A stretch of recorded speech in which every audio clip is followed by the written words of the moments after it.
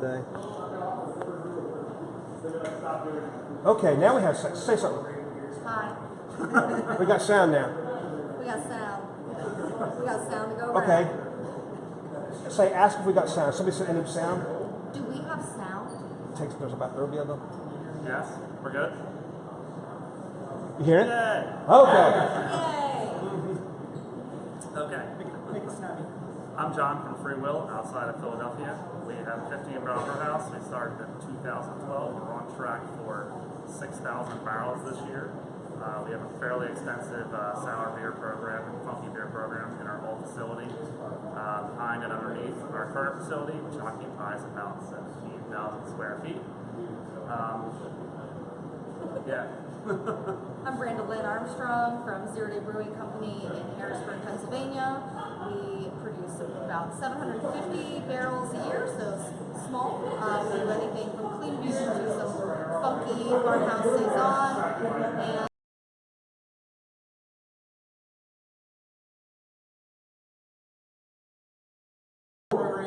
Downstairs, we do everything from oak fermented saisons all the way up to true spontaneous beers. Okay, and we're okay. Eddie, get over here. I'm paused. You paused it. No. It's froze. All the different angles of intros. how many times can I say my name today? That's going to be a You drinking game. maybe go in and maybe just the Wi-Fi here without watching it. Somebody check their phone to see if we're getting live. It's just Can you hear me now? That guy left and went to Sprint. I do not trust him. He then told me in a commercial that basically all cell phone networks are the same. I said, so are you lying to me then or are you lying to me now? Yes. Yes is always the answer. What year potato are you shooting on this, Art? Is it working?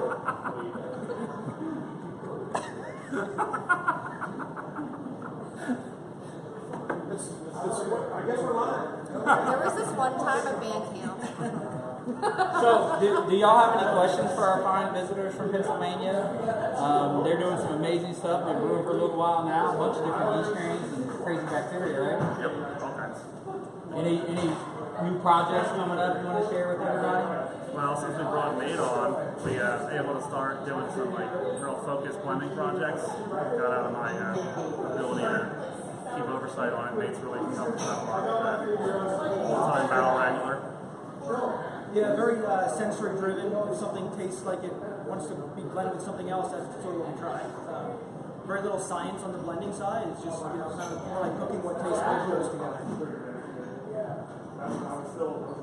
How do you think your breweries are unique from surrounding breweries? I think uniqueness is something that is I think sometimes taken for granted. I think where Zero Day is unique is our people. I mean, we really set ourselves apart in a way that is specifically defined by our community impact and our people. And not to say that people in our area aren't doing that, but you're never going to duplicate the bodies that I have in my building. So that's my number one unique thing. As far as beer goes, we really like a blend of beer and art. All of our packaged products are commissioned artworks from artists, local artists. So, we have a couple bottles here on the table, and I'm not sure if you can see them, but, we commission the artists, we pay our artists, we pay all of the musicians that come through our door. Fair and equal, pay is one of our missions, and, employee confidence and our employee happiness and culture, you can taste it in our beer. So that's our uniqueness. That's fantastic. And earlier we were talking and you spoke about education and beer education and some things you have in mind to work with that a little more. Yes, beer education is super important. As breweries grow and as positions open up and as we expand because the craft market is booming, we need able-bodied, educated people to work those jobs. So I work with our local college to do our brewing sciences program. I was lucky to help develop it. the students come into our facility for their teaching facility, and the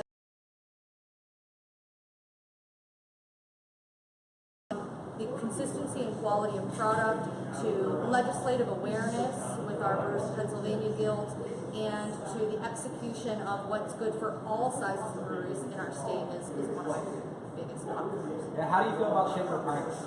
I think there is a proper glassware, and that is not necessarily one of them. I do love your glasses, though. They are more than a handful. They are. Feels good in the hand. It does. What do you feel is the biggest threat to the craft beer industry right now?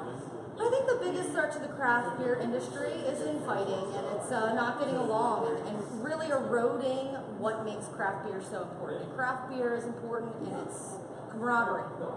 And as we go, we have to protect our brands, we have to protect our assets, we have to do the right thing for our companies, but we can't lose focus of the fact that one of the biggest issues with the major players that we're fighting against is all of that, legalese, and I think that we will tear ourselves apart faster than anything else.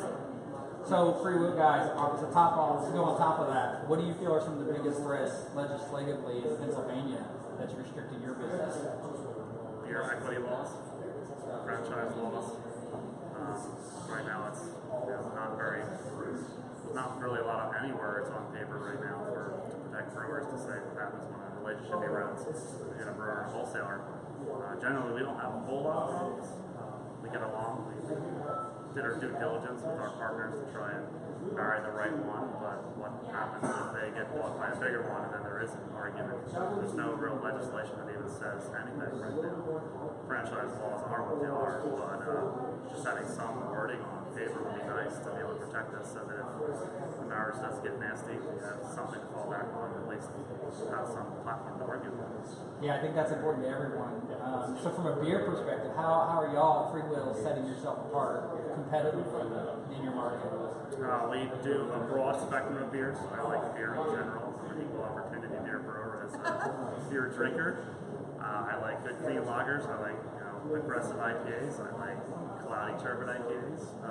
My heart and passion really is in sour beer, and unfortunately they're really expensive, so I decided to start making them. And we just kept going, and as much as my partner allowed me to do, we would keep buying more barrels and fooders, keep putting more and more and more into that cellar, to the point where it became a little more than I could handle myself. So we needed to hire somebody, and the only person I trusted is this guy over here. So we have a lot of home brewers that are in the milk to pump group. Any advice you could give them on starting a brewery? Start small, start big, get well funded, work on a shoestring budget. Contact InBev. Find a good lawyer. Yes. Find a good lawyer. If you want to start a brewery, there's nothing anybody's going to say it's going to tell you otherwise. I mean, the best thing is to do due diligence and talk to as many brewers and as many people as possible. I met his business partner when I was going through the infancy stages of my.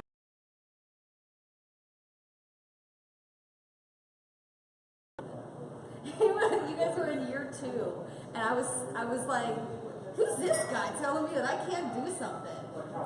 And you know what, though? It was the most important talk that I had through the entire process, because it really gave me the drive to succeed, and it also made me look into, okay, what is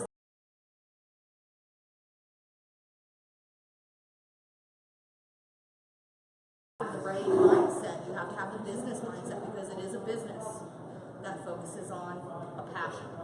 So having all of those pieces of the puzzle are integral for success. And whether that's when you want to stay small, or you have aspirations of anything larger than a small little one-barrel system.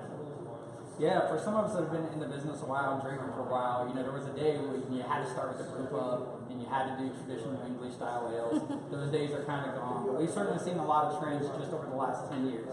IPAs, boom. We go from nowhere to the largest category in craft beer. And we saw sours have a nice resurgence and a nice bump. And now we have all the turbid New England style IPAs. What do y'all think about that? Sure. If they're made properly, If they're made sure. properly, sure. Yeah. Why not? If people want to drink them, you have to listen to your consumer. but your obligation is to execute a quality product. Well, where do you guys see the business going? Or maybe if each one of you kind of gave an answer from the craft beer world, what's our biggest threat, and where do you see the business going on the positive side as well? I don't know if I see a threat necessarily. I think people need to continue to make good beer and maybe not overstep their footprint, their local footprint. Keep your local customers happy, and then expand from there. Maybe biting off more than you can chew too soon. Over expansion. Yeah. So organic growth, I guess, is the mission. But if you have a passion and you have a realistic footprint business plan to execute it, I would never stifle someone's willingness to try. That's awesome. Hey, fellow funkers out there, any questions for this group? I'll take about 15 seconds. We got about a 15-second delay, just so you're aware. In the meantime, while we're waiting on a question, so there's been some pretty big news in the industry this week, and we don't need to speak to that specifically, and we don't need to now because we have questions. Thank you. Saved by the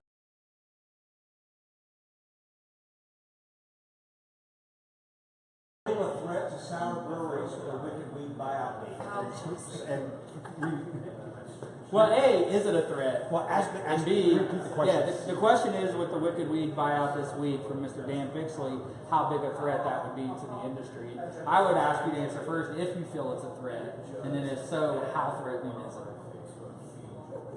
We got to think about that for a minute.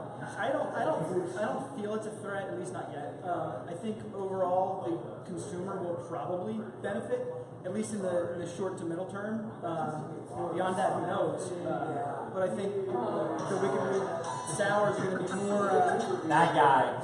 There's always one. More accessible and to a wider audience, and hopefully at a lower price point.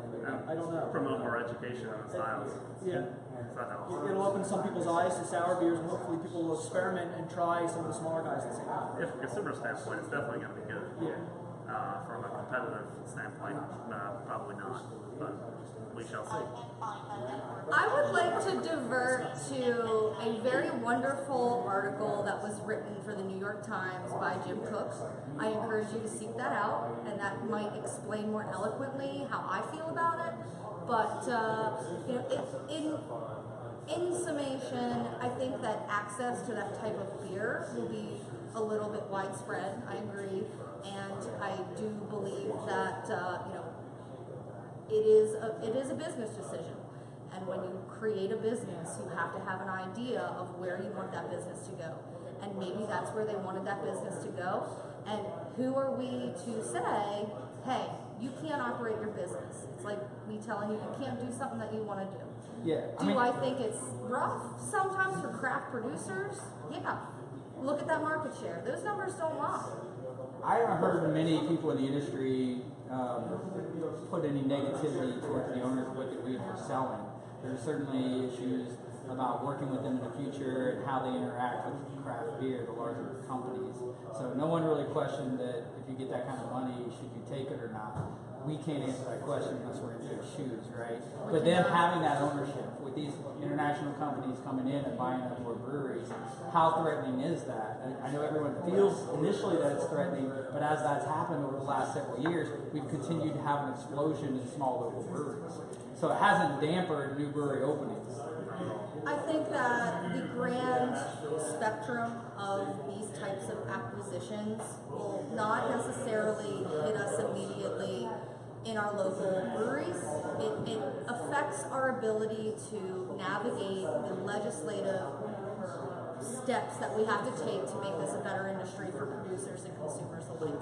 And when you lose a portfolio like Wicked Weed to Anheuser-Busch InBev, which we all know have their own set of,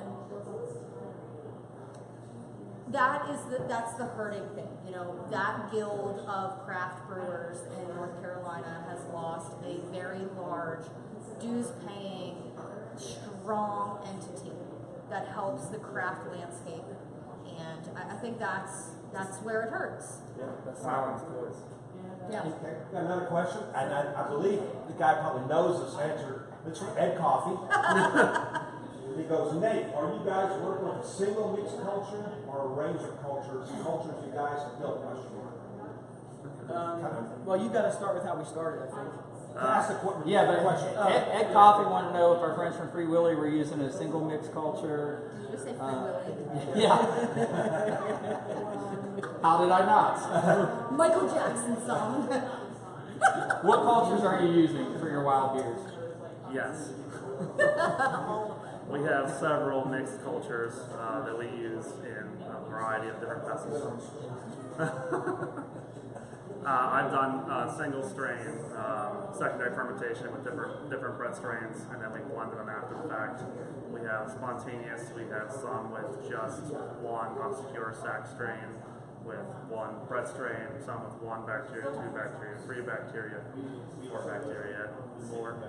You always have to watch out for those obscure sacks. Yep, the tiny ones. Yes. You gotta test them. So we use a wide variety of stuff. We try to diversify as much as possible so we have more to blend with. Right now we have about 1,500 barrels of liquid and probably 35, 40 different types of beer that we work with down there. Give or take. Probably, yeah. So a lot of different colors to paint with, really. Yeah, and going forward, we're doing a little bit more of blending between some of these more singular ones to create a more in-depth culture that has more variation to it, more complexity to it, and that's more of an organic thing. Things that we think, we think this needs a little bit more Brett funk. We'll pull from barrels that are heavier in the Brett character. Start putting in different types of barrels. And the program's 5-ish years old. A program like this is like a legacy program. It takes generations to really reach its full potential. So we'll see how it goes over the years. We're not beholden to anything. We'll change it up as we see fit and start moving on. I'd like to put more focus on spontaneous. We started that over the last year and a half, doing a lot more spontaneous. We have a lot more stuff in stock ready for blending in a couple of years. I mean, it's pretty fun and exciting. It helps you retain quality brewers on the team when they can have exciting projects to work on instead of just standard brews all the time. So it's always nice to have that. Hey, Art, any additional questions? Haven't shown it. No more questions. Shut up. All right. Yeah, Most people are working. Yeah.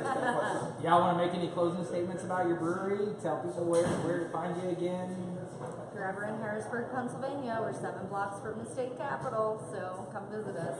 Promise not to let you down.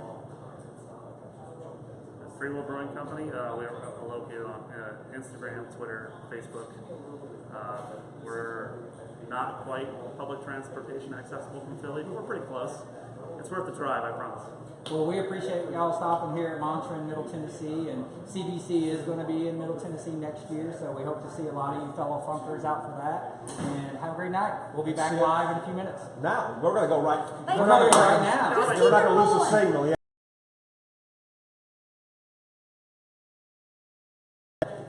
How about Mitch? Here, do you want me to move these? Hey, this is Art. Hey, guys, we're going to continue this live signal since we finally got a live signal, and it seems to be solid. So we've got a couple other brewers coming in. It's we get James Howat off the phone from Black Project. We have Mitch Ermatinger from Speciation Ales, and so I know they're walking outside for some reason. Oh, I guess they're going to get beer. Hey, Eddie, I need you. We're going to be the filler. Hi, Art. Yeah, we're filling in here while we're getting the next guest ready. So please ask questions if you have them. It's one of those things that it really helps the podcast go better. We can't think of everything. Well, we're just really excited to have a lot of brewers in town. If any of y'all are ever traveling to Middle Tennessee, please come and see us. Our doors are always open. Someone's crazy enough to give me a key, so I'll get you in whenever, and we'll show you around what we're doing here. There's several other people doing amazing beers in the state and in Middle Tennessee specifically, so we'd love to share some of their beers with you as well. We got some chicken here too, a little bit of hot chicken. We do. And we have a large amount of great brewers coming in for Funk Fest Sunday. Yazoo and Brandon Jones and Embrace the Funk. Yep. And we're going to try to hopefully do some video from out there about 11 o'clock Central Time.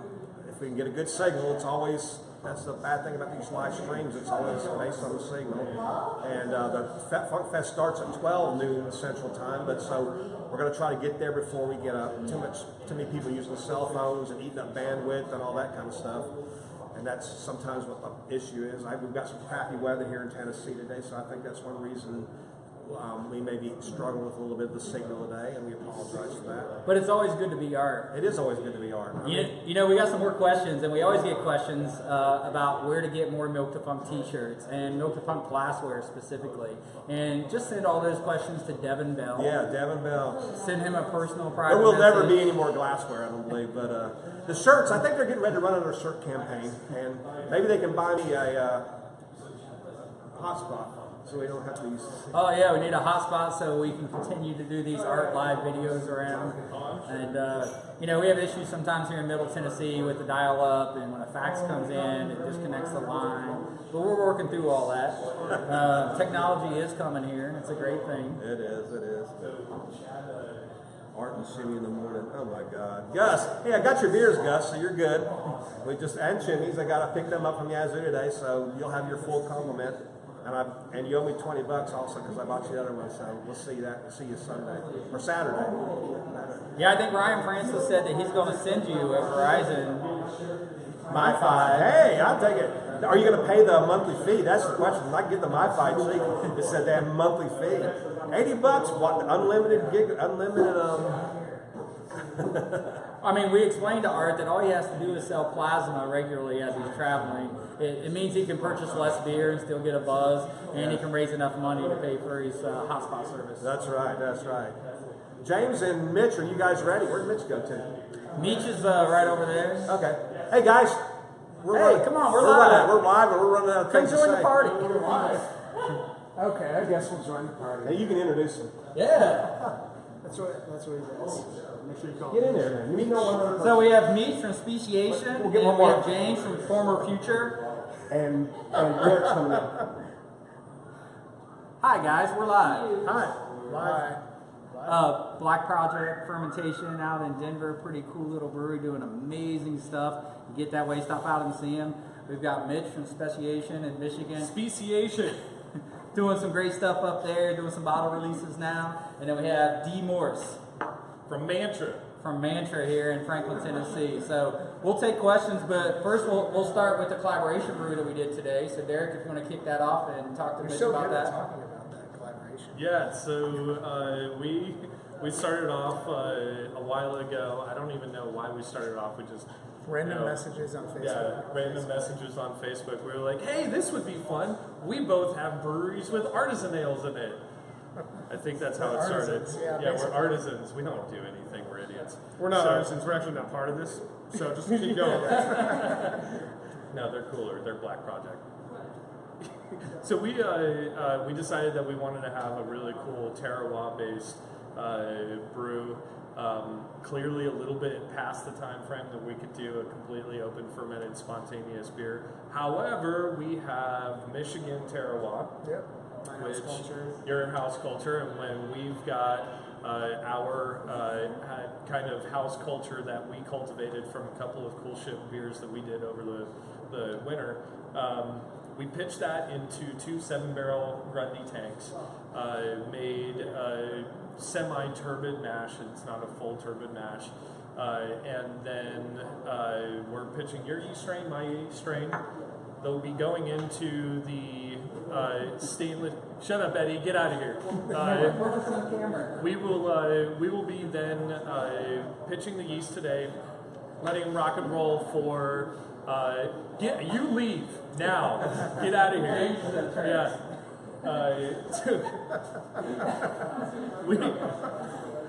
I'm going to try and get through this as much as I can. At 60% attenuation, we'll go into neutral white oak. After that, we'll let it sit for 12 to 18 months. Next summer, we'll be picking blackberries on our farm. From those blackberries, we'll introduce those into our barrels. Mitch is going to get a bunch of Michigan blueberries, press them, maybe condense it a little bit, put it in the HTP barrel, get it down to us. We'll do the final blending, and then hopefully in the August timeframe, 2018, we'll have a product. So Dan wants to know what your process is for the semi-turbid mash. So repeat the question and please answer. Pixley says this again. So our process for the semi-turbid mash. Oh, process for semi-turbid mash. We don't use fully unmalted wheat. We use malted wheat, and among those things, instead of using Pilsner malt, we had 2-row available. And since it's going to be sitting for like a year and a half on a bunch of weird bugs, it's not going to matter much. Mitch, anything to add? No, not really. I mean, we just kind of came up with this randomly through. There's a turbid mash right there. Got the dregs in the bucket. TAF. So Mitch, why don't you just tell them a little bit about your brewery, when you opened, what you do? Sure. Yeah. So we opened Speciation Artisan Ales in Comstock Park, Michigan, which is literally 1 foot outside of Grand Rapids. We don't have a brew house, so we contract work, and like a lot of other sour and farmhouse breweries. And basically, we ferment and age and package. So we kind of focus on a saison, I guess. I hesitate to call it a saison, but saison-ish beer. Usually dry hop with 2 pounds per barrel of just whatever hops I find interesting. And then also a line of sour beers called Incipient.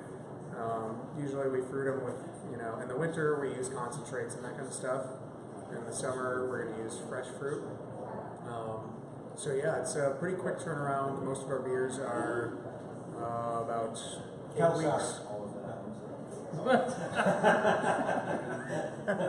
Yeah, very, very quick turnaround beers. Don't open that box again. Hey, where's the shirt? There we go. No, they're pretty quick turnaround beers. All of our beers are about 8 weeks in the tank, usually in stainless. I do some beers in oak too, but 8 weeks in stainless, and then about 8 weeks in bottles. So sometimes it's a little less or more than that, just depending on how a beer's tasting. But we kind of just focus on quickish turning farmhouse ales, I guess. So we just opened in January of this year. Things are going really well. We generally release batch tickets go up on our site the first Saturday of every month, and then pickup day is always the second Saturday. Proxies are always allowed, so I don't want this to be like a sales spiel. We need to get Eddie in here to it, No, don't already a don't sales have spiel. Eddie in But here that's how anymore. you get the beer. But So. do you have a tap room? No tap room. We're just open that second Saturday of every month. People, whether you get tickets or not, you can come in and taste beer. You can also just shoot me an email or a direct message or whatever if you want to come by and check it out too. So. You were opening up a Pandora's box. Oh, I You should know. probably put your personal phone number out there. Just tell them to contact Devin Bell and he'll be your proxy. Yes. That's a good point. Yeah, Devin Bell will proxy. He'll make the drive. And, Are you doing any distribution at all? Any plans for distribution? Very limited. We sell probably 95% of our product right out of our production facility that one day a month. And then I distribute a little bit around GR, and then I also have a distributor, Mike Turriff with M4. He distributes our stuff in Detroit, Ann Arbor area, and he's a great guy. He really knows what he's doing. So very limited in Detroit, and then very heavily focused in Grand Rapids. So, Mitch, we have a question for you from Dan Pixley, and it's talking about terminology with beers and saisons and farmhouse ales versus old world, and if beers should be called that are brewed here. Any comments you want to make on that, or you just want to flip Dan off? I don't really. I still haven't really figured this out. Like, I think I use all of those terminologies on Genetic Drift. I call it an American farmhouse something, and then underneath that it says open fermented saison. So I'm not really 100% sure. I mean, for my process, it's saison based in my mind, but the flavor profile, it's pretty loosely based on saison. It's kind of my process and my take on the saison farmhouse, very loose style. So I don't care what other people do. That's kind of just what So terminology, I guess, I don't really have a good answer to that. Cool. Well, let's get James involved in his three-way.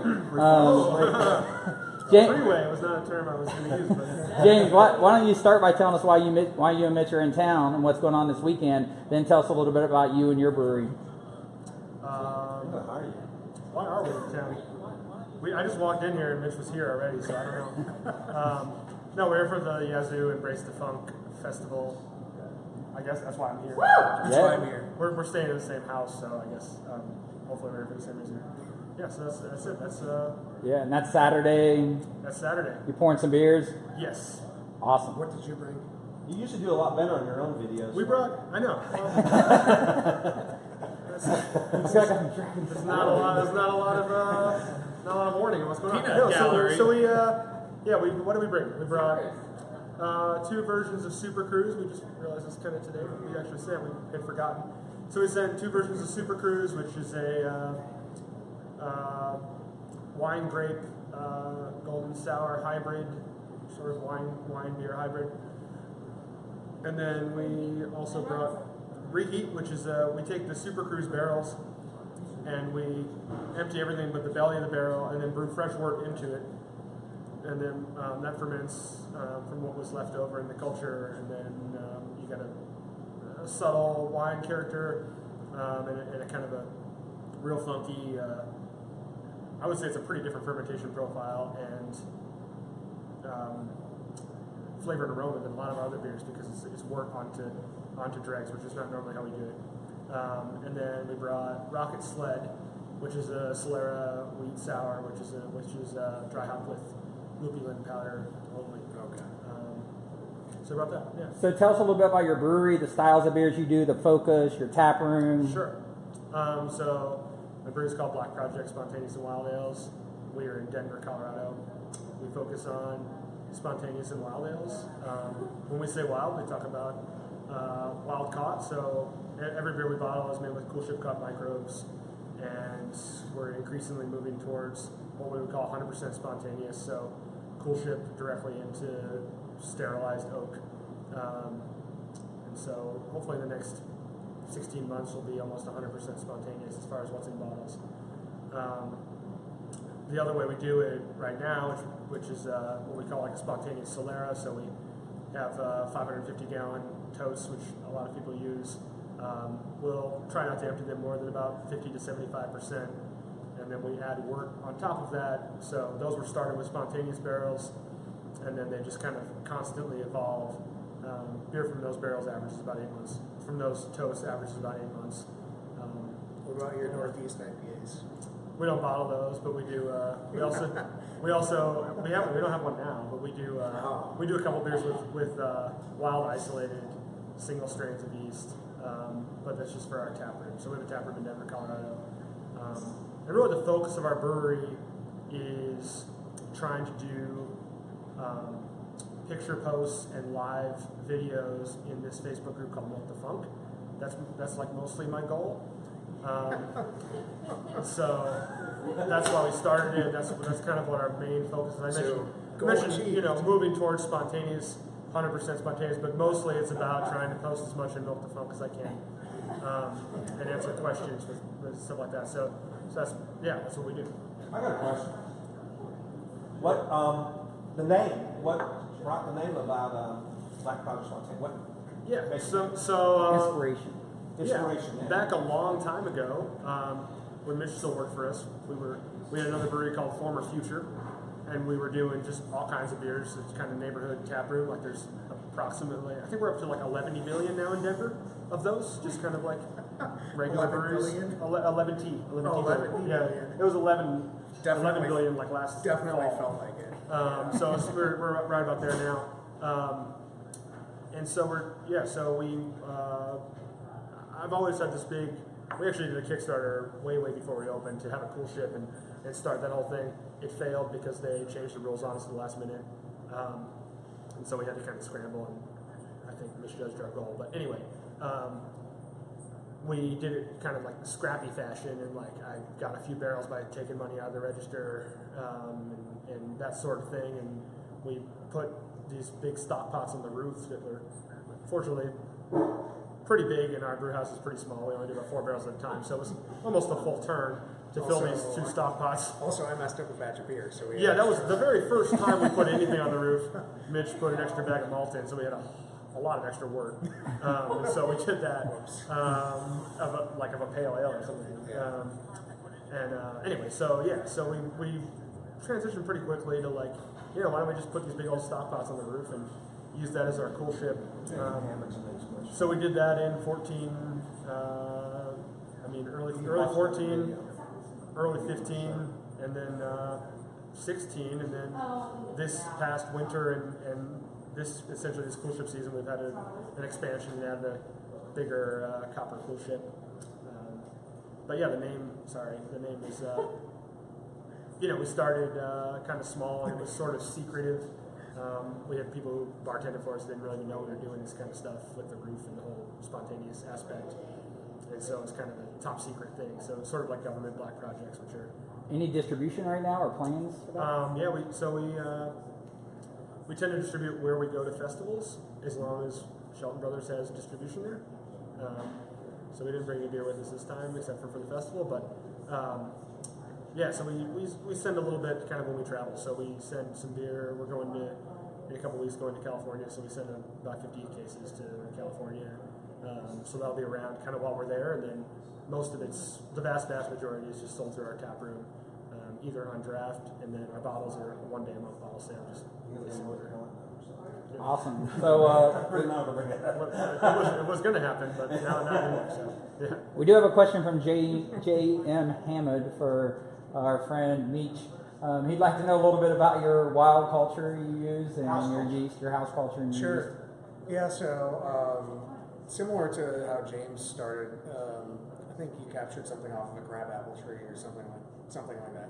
Some kind of apple tree.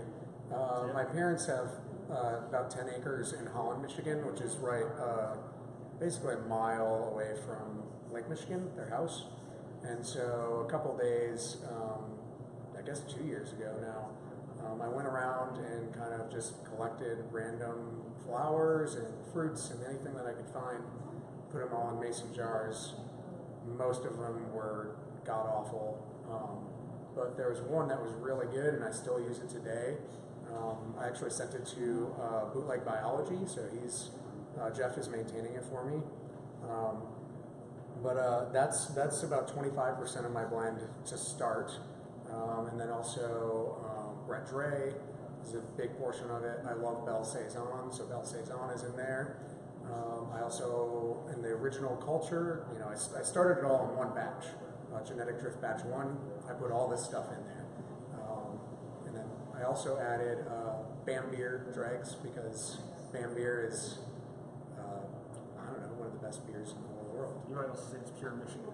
It is pure Michigan. It's pure Michigan. And I just have a lot of respect for what they do, and I really wanted to carry some kind of influence in my beer, I wanted their influence to be, pretty prevalent in our beer. So, and that's also why we do a dry hop saison for our flagship beer, basically. So, similar to Bambier.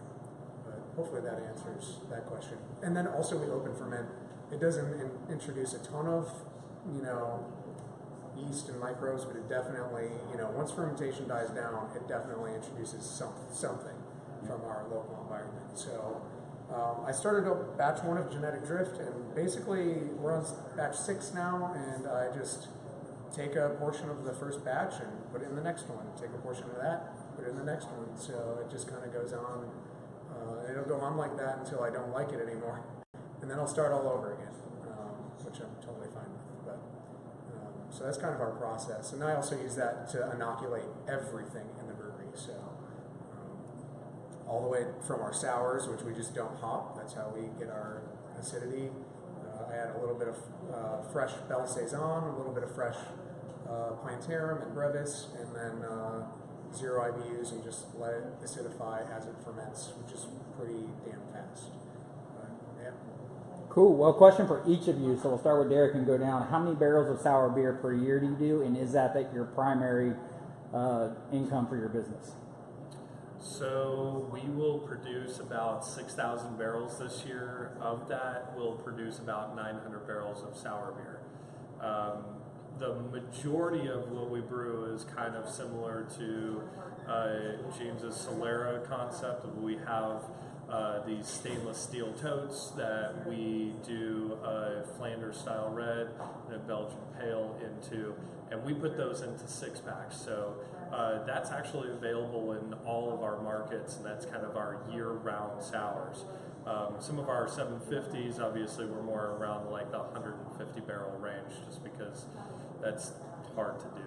And anyone that does it any more than that has a lot more money than we do. So hopefully when our new facility is up and operational, we will pull all of our clean beer out of this facility and go to our new facility with all clean beer. And then this facility will be nothing but sour beer production. So we have the potential to brew up to 7,000 barrels of sour beer, but I think that may be the entire consumption of sour beer on the East Coast. So I doubt that's going to happen anytime soon, but the potential is there. Brewer number 2, same question. Yeah. So you guys have totes back there? Yeah. We all use. We should get like some We tote all life use shirts. Hoovers. Yeah. Tote life. Tote life. Wonder if like Hoover would subsidize those. I want that tattoo. I guess. Tote life. yeah. I was just wanting a T-shirt, but he's escalating it. What was the question? How much beer we make? How much sour beer do you produce a year, and is that your primary type of beer? Yeah. So we produce this in 2017. We'll produce probably 300 barrels of beer. The vast majority of it's sour beer. We do, like Mitch was talking about, we do an IPA, and we've actually done a stout now with an isolated wild strain, but it's only on tap. So we do probably about 300 barrels in 2017, and then in the next 12 months, we'll probably do a little over 400 barrels. Right now, our current mix is probably, I'll put it this way, the last 1 year, our mix was probably, by volume, 75% solera and 25% spontaneous, and we're probably going to flip that in the next 12 months, and then, like I said, hopefully go into 100% spontaneous only. It depends on how much we can get, basically, and how much floor space we can have. Brewer number 3, same question. So we just opened in January, so my numbers are, a little skewed because I really have no idea what's actually going to happen. But we're slated to produce probably close to 300 barrels this year, but we will probably only sell about 150 to 200. And then it kind of depends what happens from there. We don't plan on growing very much, so we may introduce a tap room at some point, which would definitely increase our volume that we produce. But another thing that I'm trying to do is also build up a spontaneous program, but that takes years and years and years. So I have 6 wine barrels right now filled with spontaneous beer. 6 barrels. And so hopefully next year... it's more impressive when you go by brewing barrels. It's 12 barrels. 12 barrels. Then no one, you don't specify. Yeah, 12 barrels spontaneous beer right now. But I'll probably try to do 100 barrels of spontaneous beer next season. So whenever that comes out, obviously a large portion of that's going to be saved for future blends. But James knows that takes a real long time to build that kind of thing up. So first I got to get a proper cool ship. So right now I'm using 2 Hoover tanks. Just put them right next to each other, fill them up about half of the way, and leave the top open. Would you say those are illegitimate? They are illegitimate, but they I think they're legitimate. No, they're legitimate. Hashtag illegitimate. They definitely do the job. I mean, I got a lot of shit for my stock pots. Is all I'm saying. I was just telling Derrick actually earlier. I started with stock pots, and they really did a good job, and we got, I think, world-class beer out of it. The yeast doesn't know if there's corners. No, exactly. Like it doesn't care. So I figured if stock pots will work, there's no reason why an open Hoover tank won't work.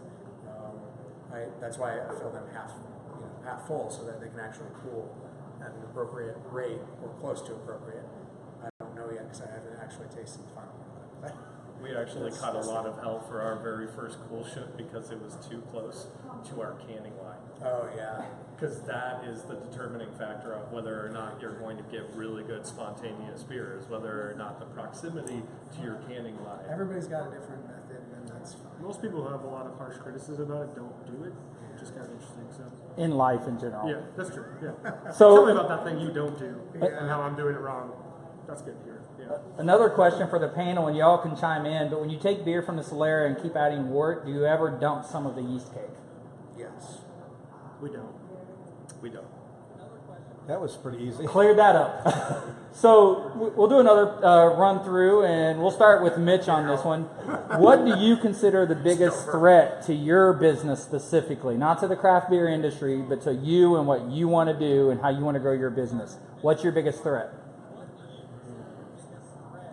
I mean, I kind of see my business and the industry, the threat is the same. And it is, honestly, it's buyouts from AB InBev. They're the number one threat to what we do.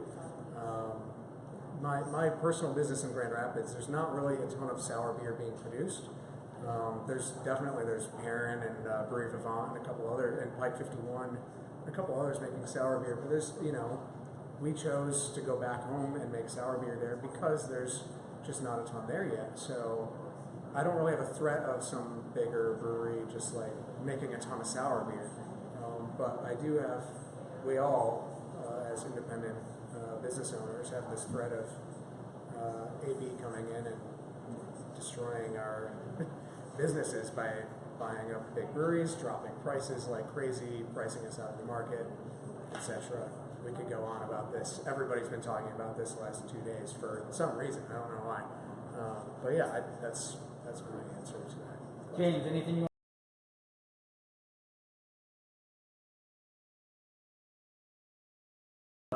The idea of AB InBev being a big threat to the industry, and I'm concerned about that, especially as I see them maybe focusing on sour breweries. And I mean, the cost of anybody at the scale of the three of us compared to what AB InBev could, if they really wanted to throw money behind a spontaneous program, for example, They could destroy I mean, in 3 years they could be doing, tens of thousands of barrels of booze if they wanted to. They could be the biggest, 3-year spontaneous blend producer in the world if they had any inclination to do that. I don't think that's really their model, though.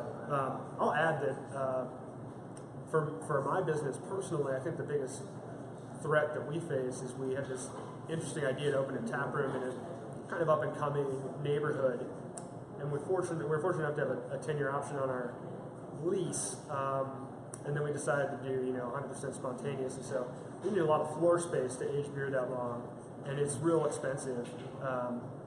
And I'm sure it's not going to get less expensive. And so that's interesting. We also just found out we have a brewery opening. It's probably within 200 feet of our front door. Within 200 feet. It's on the same block as us. So I think we may be actually the two closest breweries that are under separate ownerships in the United States once they open. I'm actually excited about it because they have a real interesting specialty also. And like I said, there's 11 billion breweries in Denver, so it's kind of neat. Maybe it'll attract more people who want to come check out both of us. But that's always a concern also, this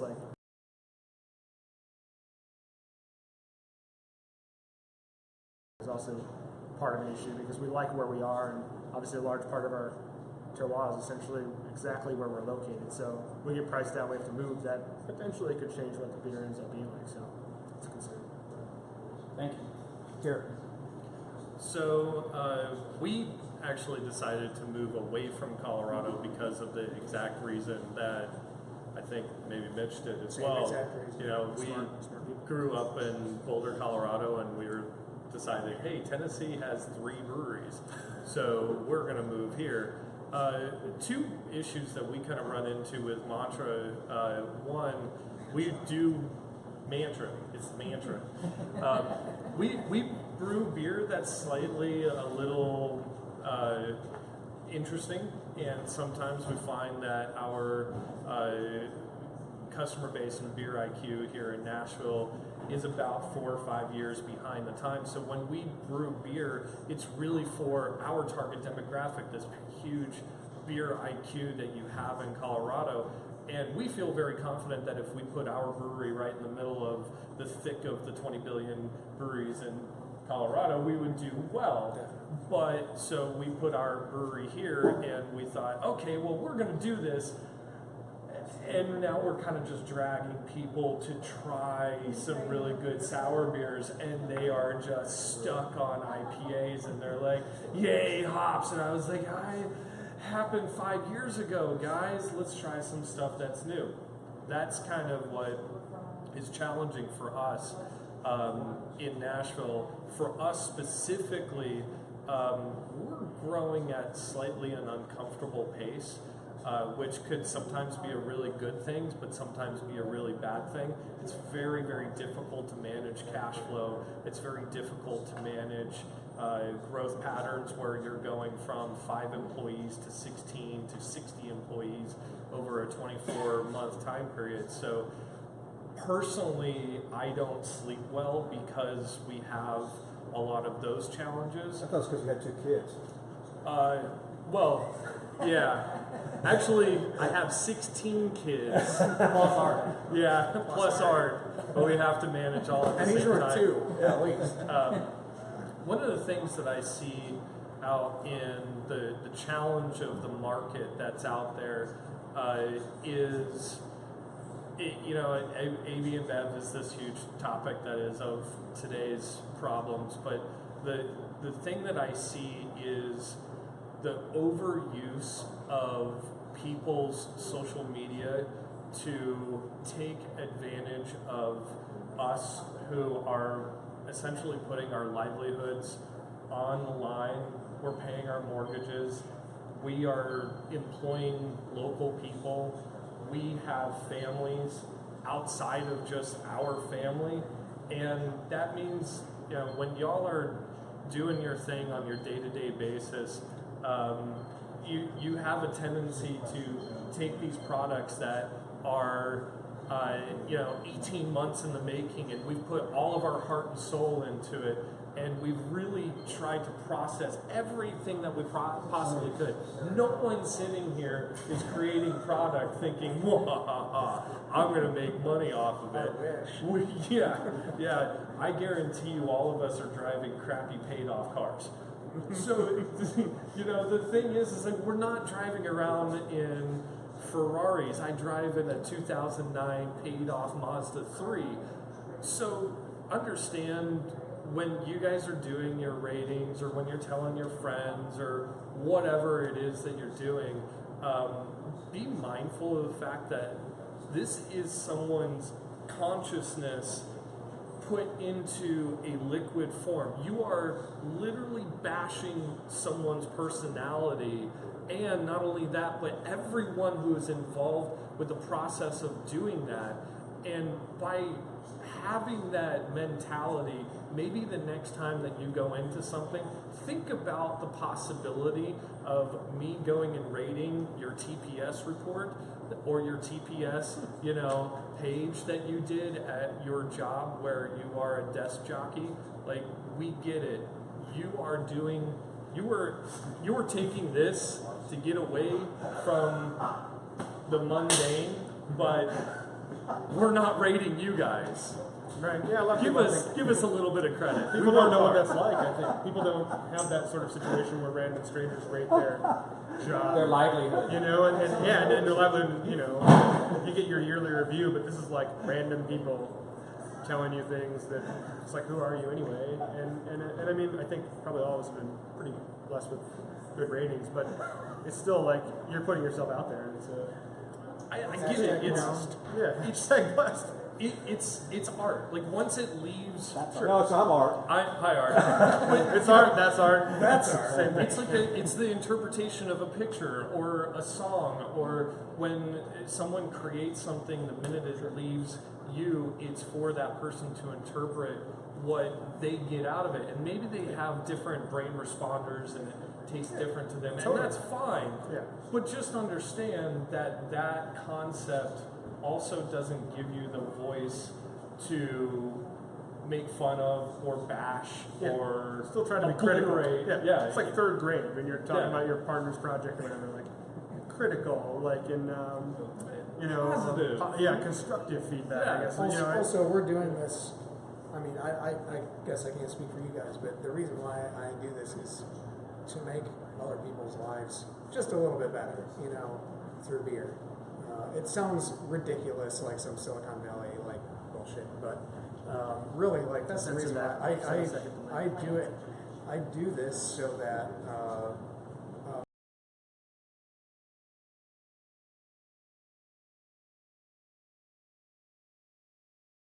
in a job that I can actually I don't know. I'm not a good employee, so I'm good when I work for myself. But I don't know. I do it for other people, really. Not to make the big bucks. That's for certain. Yeah, and nobody's like, you know what? I think this beer sucks. We're going to sell it, and some kind of evil intention. You may not like it, but that doesn't mean that the brewery is evil people or that it's So I've got another two-part question. Two parts. Yeah, the first part is, it says, do you think that there's a place for clean styles in a sour brewery beyond the occasional? I'll just say yes, and I'll let you guys answer. And the second part says, kind of like having booster seats in restaurants. I don't really understand that part of the question, but maybe y'all do. I think it's because babies don't eat food at the restaurants, right? Or toddlers don't eat? I guess. Look, here's the thing: is that producing clean beer and sour beer production at the same place. I have produced. We, as a group, as our brewers, have produced about 1,400 barrels, 1,500 barrels in the last 60 to 70 days. And of that beer, we've had consistently sour beer right next to a batch of clean beer, and we've had yet to dump a single batch of that 1,700 barrels. So in our SOP, we feel incredibly confident in our ability to do things, and that ability is to make sure that we don't cross-contaminate. But it's based in science. It's not this foo-foo, we're just going to kind of magically do things. We have a full laboratory. We have a full laboratory guy that does nothing but make sure that we don't cross-contaminate. And we have a badass SOP that's based around heavy science from multiple breweries that have done the same thing. And from those multiple breweries, from those multiple breweries, we instructed our brewers, and I have full confidence in our brewers to be able to fulfill those SOPs. So are we afraid of brewing our big juicy dank right next to this beer, which is Annika? No, it doesn't bother me at all. So long as our brewers don't F up, we're great. If they F up, I mean, yeah, sure. Like when one of them ran into a natural gas line. Very recently. That never happens. But I mean, it's one of those things. I mean, you're making clean beers and you fuck it up. You risk infection anyway, right? I mean, right? I mean, that's one of those things. Like, sanitation is always important. I mean, as I can tell you, the microbes that make sour beer are there anyway, whether you're making sour beer in your brewery or not. Yeah, so if you're not doing a good job of sanitation, it doesn't matter what's next or whatever. Yes. You're going to have infected beer. And, I just make sour beer, so. And to be fair, there's a certain amount of. It's nice. It's nice sometimes. Yeah. I mean, I still care about sanitation. Obviously, I still use sanitizer and I still clean. But definitely, I don't. When I worked at Former Future Black Project, that was a daily fear and concern of me. Is making sure, is this tank clean? Is the chiller clean? Blah blah. You could go through the whole line. Are those as clean? Are they all sanitized? That was always a daily issue.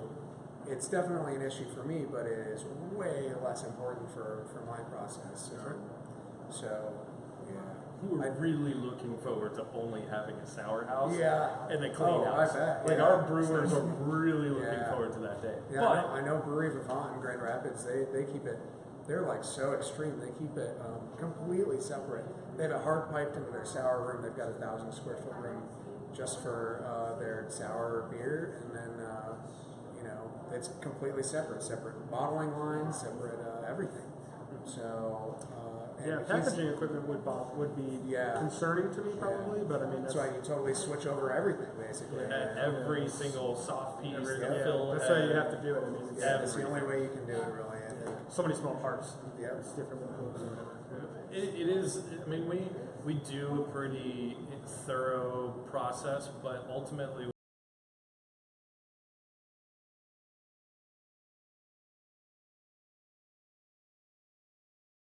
To be able to prop up whatever we want. So we have isolates of every single yeast strain that we want. If we want another 1056 or Cal 1, whatever you want to call it, I just say, I put it on our schedule. Hey, I need this by this time. I need 60 barrels. I need 42 trillion cells. And our lab guy props it up. And so if we do run into a situation where we have gone into a tank that previously had sour beer in it, in this beer example, we came out of the tank for Hanukkah a little less than 2 weeks ago and immediately went right back into it with a Kolsch. And so you can't hide anything in a Kolsch. There is zero room for screwing that beer up. And this is a beer that we're producing for our sister brand, Steel Barrel Brewing Company. And so, we're talking about it in a way that, we've done ATP monitoring. We've run through all of our process. We've burned out the tank with 212 degree water. And then even after that, this next batch, that generation of yeast will be dumped, and we'll go ahead and immediately start propagating that Kolsch yeast. Contaminate and have flavor drift. Ultimately, did we maybe get 1,000 cells of Brett into this Kolsch? Maybe. I'm not sure. There's that possibility, but I turn out to be a yummy beer. It's going to turn out to be a possibility. It's a new thing. Whether you've got sour beer and take or not. Yeah, you could be 100% clean beer, and if you have one brewer that drank a sour beer the night before and wear the same hat, or if you have a director of sales that puts a Cantillon bottle right next to the bottling unit while you're bottling your clean beer, there's the possibility of cross-contamination. Director of sales guy. So great segue, Derrick. The gentleman Dan Pixley is asking if the SOPs for running a sour program in a clean brewery are publicly available. Is Dan the only one watching this right now? Is it just Dan and us? I'm watching it. Okay, Sarah's. Dan is pantless. Okay. All right. Well, hey Dan. Hi Dan. Milk the funk. Don't milk it. Don't milk it right Don't now. milk it now, though, Dan. Yeah, I mean, we haven't made it publicly available. We've stolen from Avery, New Belgium. A lot of it came from when I was at Twisted Pine. We just simply have pieced together a lot of stuff from David Johnson from Burco. He's helped us a lot, and talking to other sour beer producers and just kind of providing our own concept, in which we're not afraid of anything. If anyone wants it, we're free to give it out. So if I need to write an SOP for everyone to take a look at, you're welcome to it. Yeah, there's some dude that posts on the wiki a lot. He updates the wiki, so I'm sure that guy can take care of that for us. Is that Devin Bell again? No. Oh no, that's Dan Pixley. That's Dan. I just think Devin should do everything. Or anything. Yeah. Or anything. Oh, poor guy. We love you, Devin. Okay, real quick. Hey, I was drinking this beer. It's a brand new beer that you guys caught out called Hanukkah, right? Yep. That's named after your sister? Yep. I'll let you tell the story. It's a delicious beer. Well, you just told the story, all right? Yeah. I'm taking this beer and I'm drinking it. My sister bought me my very first beer kit. She bought it for me. It was a Cooper's Lager beer kit. You guys remember that one? Sure. Where it had like the Prius Sunrise. Yeast is like It's like a packet, but it had Prius Sunrise. takes down the later. Yeah. And I kind of didn't know. Everything in one. Yeah, I didn't know that waters. lagers. Well, I didn't know lagers needed to be lagered, and I didn't know that they needed to be fermented out at 48 degrees. So I just brewed it, and it fermented out like somewhere around like 89 degrees. Nice. That's my ideal temperature. Yeah, it was great for sour beer. Very fruity. Not awesome for a Cooper's Lager. And I remember a bunch of my buddies and I were sitting around. It was a Broncos game, and we had a bunch of guys come over, and I was like, yeah, swing tops. Everyone's gonna drink beer all at the same time. And we all opened it right before the Broncos game, and we all poured it. We all started drinking it, and everyone set it down, and they were like, oh god, whoa, what'd you do? And I remember I set it aside. I literally was about ready to sell all of my brewing equipment. And one of my buddies, who I ended up being in the Denver Homebrew Club with, stopped by, and he had some freaking amazing beer. And I was just like, what did you do? How did you do this? This is amazing beer. And he was like, here's the joy of home brewing. And I read it, and I bought every piece of equipment that I could ever do. So my sister came out a couple of weeks ago, and she was complaining that I had never gave her homage for starting my career. And so we launched the beer on her birthday, and that's now her birthday present. It's a limited homage, though, not a year-round beer. No, it's a tap room only release. You can only get it here at the tap room, but it is tasty. We do have another question. This question is from Joel Stickrod. He works here. Oh god. The question is, This guy. after hanging out with Mitch, how many wine barrels do you need to buy to make your brewers happy? And you're supposed to get me a wine barrel, Joe. I want a white wine barrel. I got a great idea for a beer, so just keep that in mind when you're answering this question. Joel is our Mitch. Okay. Eventually, we're going to lose him because he's going to open up his own brewery. I'm sorry. He wants to go barrels.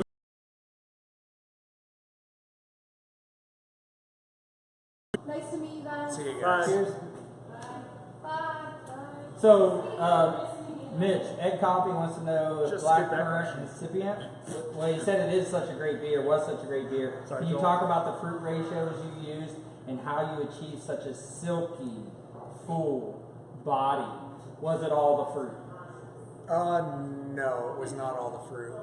The base beer, when I tasted the base beer like a week and a half in, I knew that it was one of the best sour beers I had made, outside of, the stuff that I worked on with James.